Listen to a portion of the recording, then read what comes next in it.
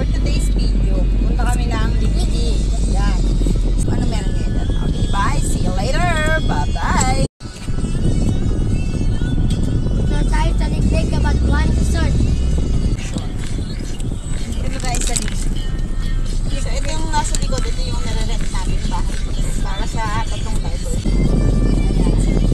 Walang entrance dito ha, mga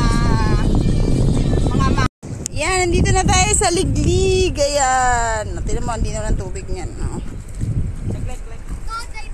So, ayan. Matapang na bata.